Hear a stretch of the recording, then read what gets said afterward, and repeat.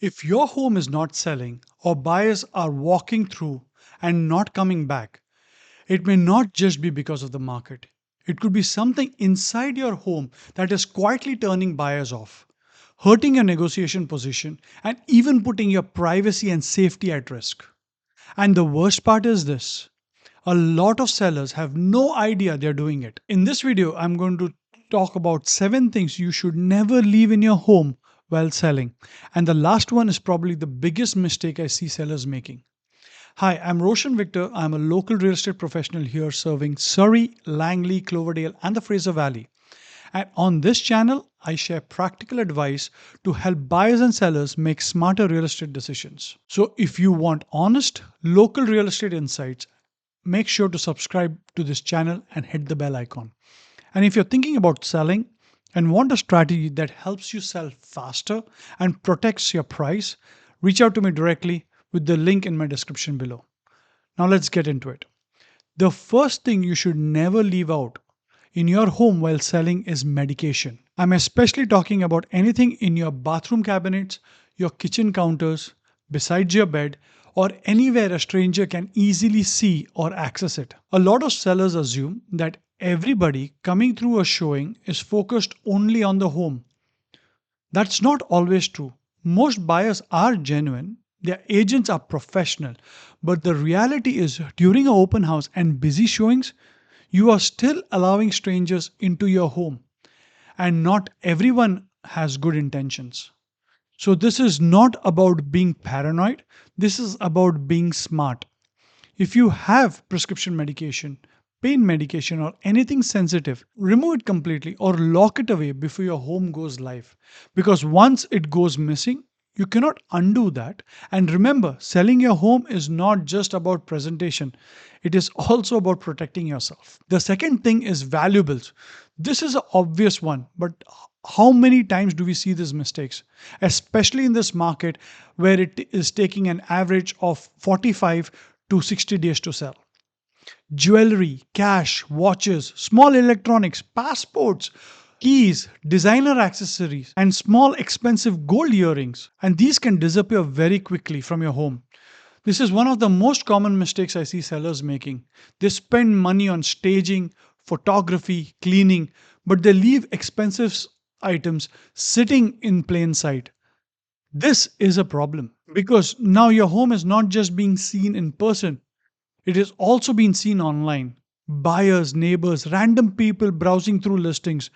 Everyone can zoom into a photograph and get a sense of what is inside your property. So if you're selling, think like this: if it is valuable, portable, personal, or hard to replace, it should not be left out.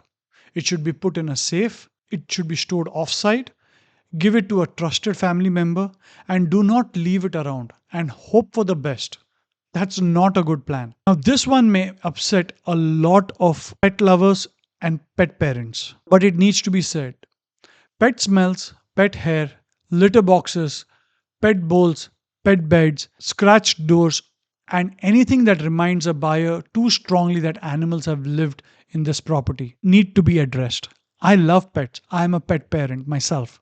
And most people do love pets. But buyers do not want to smell your pet the second they walk through that door. And many sellers have become nose blind to their own home. You may not notice the smell anymore, but a buyer definitely will. And here's the problem: the moment a buyer smells something unpleasant, the whole emotional experience changes. Instead of thinking, "Can I see my family living here?" they start thinking, "What is that smell? Is this in the carpet? Is this the flooring? Is this going to cost me a lot of money to fix?" That is not where you want their head and their focus to be in. So before you list your home, deep clean your carpet, wash soft furnishings, clean pet areas thoroughly, repair scratches, trims, or doors. Hide bowls, litter boxes, toys, beds during showings, and if possible, take your pet out during showings and open houses. Your goal is simple: you want the buyer to notice the home and not your fur baby. The fourth thing you should never leave all over your home is your personal photographs and memorabilia. Family portraits, graduation pictures, children's name on doors, religious item displayed heavily, personal collection, private documents, calendars, and anything that makes the home feel too specifically yours. Now, let me be clear, there is nothing wrong with these things when you are living in your home. But when you are selling, the job of the house changes. Now the house has to appeal to the buyer, and the buyer needs to imagine themselves living there. The more your personality dominates that space, the harder it becomes for them to emotionally move in. And also, from a privacy standpoint, it's just not a good idea. You don't want strangers learning your children's names, your family details, your routines, your religious beliefs, and anything else that they should not know. So, when selling, think neutral, warm, clean, inviting, but not overly personal. You're not erasing your life, you're making room for the next buyer to picture themselves in that home. Now, the next one, this is a big one, and a lot of sellers forget it. Do not leave out mails, bills, mortgage statements, tax papers, bank documents, IDs, insurance papers, or anything with personal information, even if it looks harmless to you. I have multiple times on showing seen a specific area for all your mails, and mails are just left behind. Even if this looks harmless to you, it can reveal a lot. Your full name, your account details, your financial situation, your address history, sometimes even clues about why you're selling that home. All of that should be put away before your first showing even happens. And this is not just about identity theft, it is also about leverage. Because if buyers or their agent picks up clues that you are under any sort of pressure, that can affect how they approach negotiation. So keep your paperwork locked away and keep your personal situation private. That is just good selling strategy. Number six is clutter. I'm not only talking about the mess, I'm also talking about too much furniture, too much decor, too much stuff on the counter, too many chairs, too many shelves, too many things filling the room. A crowded home almost always feels smaller than it really is. And when buyers feel the space is tight, dark, busy, awkward, they start mentally discounting value. Or even worse, they've already made up their mind that they need to move on and look at other options. Even if the square foot is good, even if the layout is fine, that is how powerful presentation is. So if you are selling, your home should feel open, bright, easy to walk through, easy to understand, and easy to imagine living in. Sometimes that means removing extra furniture. Sometimes it means clearing the kitchen counters. Sometimes it means taking half of the stuff out of the room so the room finally looks the size it actually is. Think of a show home. There is a reason they feel good. They are edited, they are not overloaded, they are exactly how you want your listing to feel. Now, the next one is very important. If you're going through a difficult life event, especially a separation, divorce, financial strain, or major personal disruptions, do not let your home reveal that to the buyers. And I say this with respect. And you're wondering, how would others know of your situation? Because buyers are observant, agents are even more observant. They notice things like one side of the closet is suddenly empty, only one toothbrush is left in the bathroom, the bedroom feels half lived in, important furniture is missing, the house feels emotionally off. These details may seem small, but they can send a message. And the message buyers may take from this is the seller might be under pressure. And when the buyer thinks that way, some of them become very aggressive. They may lowball you. They may push harder for a better price than what a comparable has sold for. They may assume that you need to sell it quick.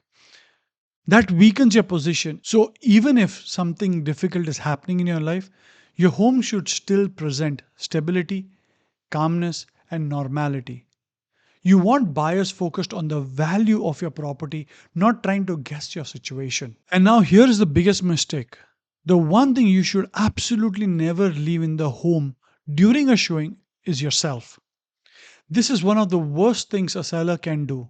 When buyers walk through a property, they need space. They need to open closets comfortably. They need to speak honestly with their agent. They need to imagine the home is theirs. And the moment the seller is standing around or even just stepped out for a few moments, now the buyer feels awkward. They don't feel comfortable speaking freely. They feel they are intruding and they are rushed. And in some cases, the seller accidentally says something they should never have been saying. I can give you a few examples of that. We need to move soon. We already found another place. We've had a lot of interest but no offers yet. We are hoping to get a certain price. All of these can hurt you. This is exactly why you hire an experienced realtor. Your agent should be handling the process, protecting your position, and control the communication. When there is a showing, step out in advance. Let the buyers experience the home properly. Let your agent do their job and give your home the best chance to create the right emotional connection. So, these are the 7 things you should never leave in your home when you're selling. If you want to protect your privacy, make a strong impression and put yourself in the best position possible when offers come in. And the truth is, sometimes the difference between a home that sells quickly and a home that sits on the market comes down to details just like these. If you're thinking about selling in Surrey, Langley, Cloverdale, or anywhere in the Fraser Valley, and you want help getting your home fully market ready, reach out. I'll be happy to help and put a strategy that is right for you. And if you found this video helpful, make sure to hit the subscribe button and share it with anybody who you think will benefit from this information. I'll see you in the next one.